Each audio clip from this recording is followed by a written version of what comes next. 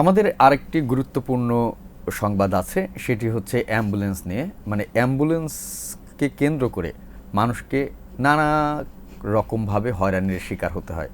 তো অ্যাম্বুলেন্সের এই হয়রানির পেছনে আছে সিন্ডিকেট। এই সিন্ডিকেট নিয়ে আমাদের একটি সংবাদ তৈরি করেছে সহকর্মী সাদমান। সাদমান, স্টোরিতে আসলে কি আছে?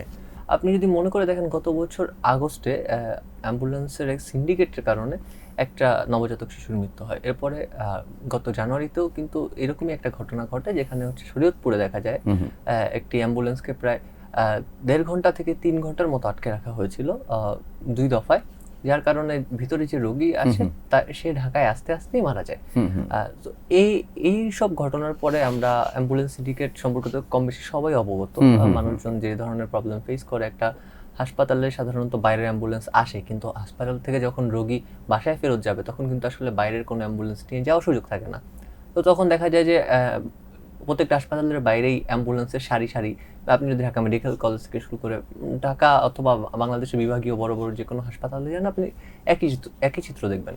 তো ওই ওই অ্যাম্বুলেন্সের সারি থেকেই আপনার অ্যাম্বুলেন্সটা নিতে হবে, এবং দেখা যাবে সব অ্যাম্বুলেন্সই কিন্তু প্রায় একই ধরনের ভাড়া চাচ্ছে তারা। ভাড়াটা সাধারণত অন্যান্য যে অ্যাম্বুলেন্স, সেই অ্যাম্বুলেন্স বাইরে থেকে যদি আপনি আনতেন যত খরচ পড়তো, এর অনেক গুণ বেশি হয়।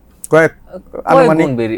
আচ্ছা, এখানে ধরেন আনুমানিক ওরা আসলে যাত্রী বুঝে আসলে ভাড়াটা চায়। ধরেন আপনি অনেক সময় দ্বিগুণ হতে পারে, অনেক সময় 1.5 গুণ হতে পারে। কি ধরনের মানে সমস্যার মধ্যে পড়েন রোগীরা যখন নিয়ে যান? রোগীদের প্রথম সমস্যা হচ্ছে যে এই যে বাড়তি ভাড়া। দ্বিতীয় সমস্যা হচ্ছে, ধরেন আপনার পরিচিত একজন পরিচিত কারো অ্যাম্বুলেন্স আছে, আপনি হয়তো সেখানে কিছুটা বেশি সুবিধা পাবেন, সেই সুবিধাটা আপনি পাচ্ছেন না। তৃতীয় যে সুবিধা আমার কাছে সবচেয়ে গুরুত্বপূর্ণ মনে হয়, যে আমাদের তো অ্যাম্বুলেন্সের জন্য একটি নীতি প্রণয়ন করেছে থেকে, অথরিটি থেকে। তো সেখানে দেখা গিয়েছে একটা অ্যাম্বুলেন্স আসলে ভালো অ্যাম্বুলেন্স বলতে বোঝায় যে সেখানে অক্সিজেনের সুবিধা থাকবে, সেখানে রোগীর জন্য পর্যাপ্ত পরিমাণের ব্যবস্থা থাকবে, রোগীর জন্য সবকিছু সুবিধাদি মোটামুটি সবই থাকবে, যেটা সাধারণত উন্নত দেশে থাকে। কিন্তু অ্যাম্বুলেন্সের কোনো স্ট্যান্ডার্ডই আপ টু দ্য মার্ক নাই, এবং তাদের সেই ফ্যাসিলিটিসগুলোও আসলে থাকে না। এটা আমার কাছে এই সমস্যাগুলো এখন মানে কি করণীয়, মানে আসলে সরকারের কি করা উচিত বলে আপনি মনে করেন? এখানে আসলে প্রথম ব্যাপারটা হচ্ছে, অ্যাম্বুলেন্স সিন্ডিকেট সম্পর্কে আসলে কম বেশি সবাই জান।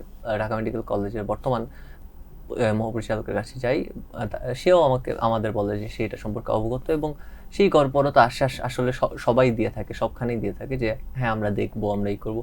কিন্তু পারতপক্ষে আসলে এটার কোনো সলিউশন হয় না। অ্যাম্বুলেন্স যে সিন্ডিকেট, সেই সিন্ডিকেটের সাথে আসলে হাসপাতালের অনেক ক্ষেত্রে কর্মচারীরা যুক্ত থাকে, অনেক আনসার সদস্যও যুক্ত থাকে।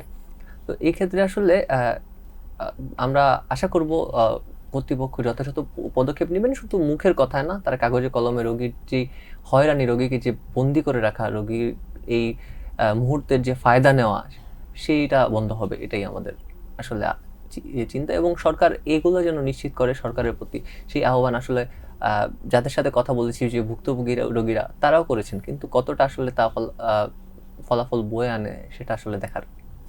ধন্যবাদ আলামিন সাদমান, আপনার মূল্যবান